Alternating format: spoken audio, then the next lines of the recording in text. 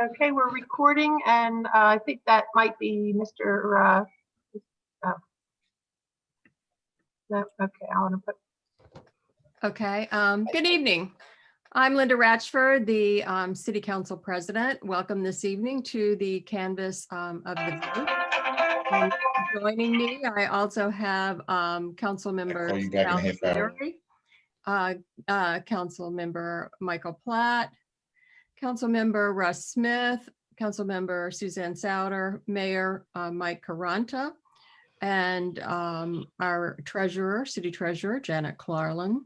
We have our city administrator, Bill Barthel, our city solicitor, Dan Losco, our council secretary, Kim Bergmiller, and our stenographer, Kathy Wierick, joining us this evening. And I would like to welcome the chair of the Board of Elections, Richard Schiller, and also want to thank the other members of the election committee, Robert Blakey, Drew Davison, Susan Hager, Connie Reese, and then the election workers that participated on Saturday, Anne Marie Casey, Veronica Heckler, Sally Steele, Rodney Pratt, Tara Hayward Olivas, Paul DeSirio, Richard Hinion, Kenneth Sturgic, and Kathleen Dunn.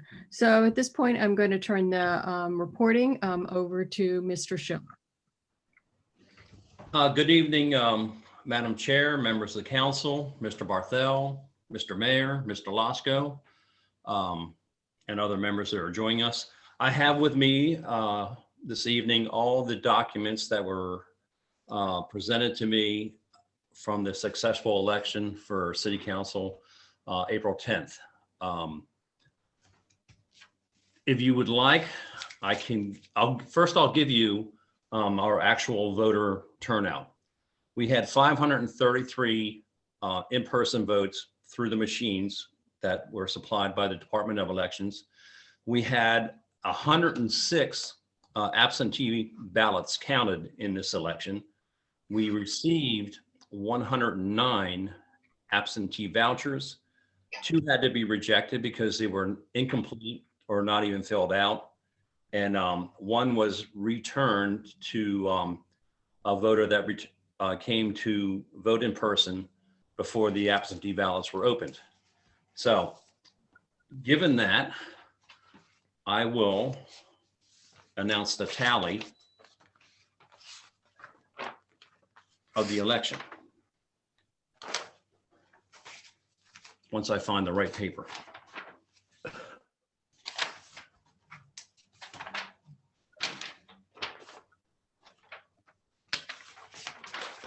It's on the screen. Oh, now it's on the screen. That's even better yet.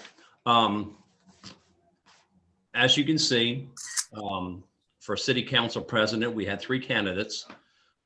Victor Bryson received 157 votes. Michael Platt received 382 votes. And Brian Whitaker received 76 votes. This declares Mr. Platt the new council president. For City Council members, we had 4 candidates.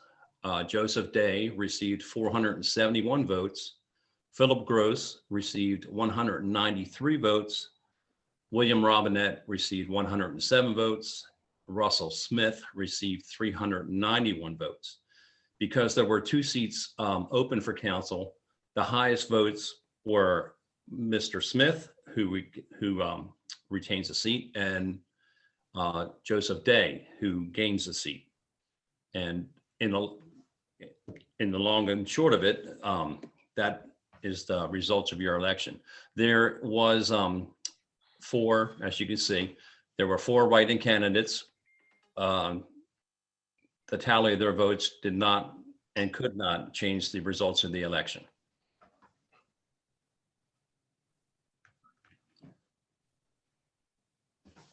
if you have any other questions or want to view any of the other documents we have, or if you want to hear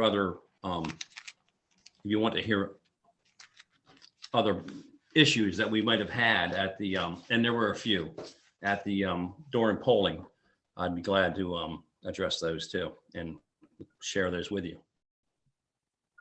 Mr. Schiller, if you would, share any thoughts that you had about how the operations went and any suggestions that you have. Well, actually, considering we were in a pandemic and tried to conduct the election with the restrictions with social distancing and masks and amendment rights to vote constitutionally with or without a mask, if that situation arose, fortunately, we didn't have to deal with that. We did have. We had one write-in ballot contention. One of the write-in ballots was for Mr. Robinette, who was actually a candidate. And that is, you can't do that, but that was not within the jurisdiction of the Board of Elections to be able to look into the ballot to declare that ineffective. It wasn't a tally to be able to remove that vote from his count. The other major, and it wasn't even a major issue, one of the other issues we had during this election, between the processing of the registered voters in the city district and within the county, we had lost, I want to say, at least the voters that attended and came to the polling place, we probably lost somewhere around 30 voters that came to vote that were not on our voter registration list. And that became a little problematic. Luckily, it was not more than that. We were able to contact the Department of Elections, verify their registration, manually add them to our voter registration list, and allow them to vote. So we, to the best of my ability, I think we handled this correctly. Thank you. Any questions from council? The mayor? So Rick, thank you very much for executing on this. As you indicated, during a pandemic is no easy feat. And this was the first time for several members of the board. We appreciate Mary Ann's service in the past, and she'd done this several times. And like Yes. anything else, the second, third, fourth time that you do it, or others, it becomes easier. So thank you for addressing that. I want to make sure that I'm clear on this, because I did hear from one or two people. I think you were included perhaps in the list of people who attempted to vote, but did not show up on the list, or at least that's what I heard. So what you're representing is there were about 30 people who appeared in person at the senior center on Saturday to vote. They didn't appear on the voter registration lists, but they stayed there while you guys confirmed with the county and the state that they were in fact registered voters, and confirmed that they were residents of the city, and then they were allowed to vote. Was there anybody that was turned away? Do I understand, number one, do I understand everything correctly? And number two, were there any people turned away? Yeah, Mike, to the best of my knowledge, nobody was turned away. We had enough people familiar with citizens that we did not have to call the Department of Elections for every single voter that was not on the list, myself included. But we had enough people that, because of the people that were working the polls, could not say, I know this voter, I know this elector, I'm fine with it, we'll write this down. We probably called, and Mr. Sturgis was actually appointed the poll inspector that afternoon or that morning.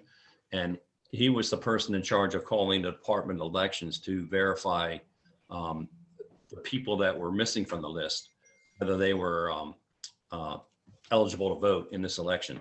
And he did an excellent job of that. And to the best of my knowledge, we did not have to turn anyone away that was not on the list to vote, or anyone that came to vote. We didn't find anybody ineligible to vote. Very good, thank you. One last thing, and while I struggled with trigonometry in high school, I think I mastered most basic math. Even if those 30 votes had been a problem, 30 votes, when you look at the respective winners in their different categories, it would not have changed the outcome. Am I correct? No, that is correct. And to give you a little more information, at the end of the evening, when the results were announced to the candidates and their audience that was allowed to participate in that event, it was noted that by Mr. Gross that a person that was a write-in candidate could not also be a candidate. You know, someone could not write in a candidate's name in the write-in ballot section. So there's something that I think with the Department of Elections and the Board of Elections going forward might need to address in upcoming elections. Something was not on my radar that something like that would happen. Just for your knowledge, I will tell you that the other write-in candidates were, one was Jack Klingmeyer, William Robinette. There were two more. I think one was Mickey Mouse. Well, it's not important. I don't want to waste your time when I was struggling through this. But it's an interesting They all thing. received one vote. And Rick, it's an interesting thing, and I don't know if Mr. Lasko can clarify, but, but I think it's clear that should someone have wanted to write in Mr. Robinette for a position other than which he appeared for on the ballot, would that have invalidated that, Mr. Lasko? If, let's say, somebody wrote in Mr. Robinette for the position of council president, which was different from the position for which he was appearing on the ballot as a member of, a hopeful for a member of council. Mr. Mayor, this is Dan Lasko. It would strike me that if Mr. Robinette was a write-in candidate for the council president, that vote should probably have been counted since he was not on the ballot for that position. Oh, and to that point, Mike, yeah, that's actually a very good point. The write-in ballot part of the machine, it only indicates that you put a name in. It doesn't really indicate what seat that you're writing the candidate in for. So actually, in my eyes anyway, and in other municipalities around the county, it's actually easier to eliminate the write-in ballot altogether than to deal with 5 or 6 things that bring us to this point now. Very good. Madam President, thank you. Okay, thank you. Any other questions from council? So at this point, I want to thank Mr. Schiller again. I also want to thank our office staff, our absentee ballot clerk, Diane Delgado, and also city administrator for working on this because it takes a lot of their effort too. And I want to congratulate the winners, Mr. Michael Putt as the new council president, and Russ Smith is who is reelected to council, and also Joe Day, who will be joining council. And what I will do is sign these election results as accepted today. And then the swearing in ceremony will be scheduled a minimum of a week from today as per our charter. So at this point, we're done with the meeting, and I would ask for a motion to adjourn. Motion to adjourn. Second. All in favor indicate by saying aye. Aye. Aye. Thank you. Good night. Thank you. Bye.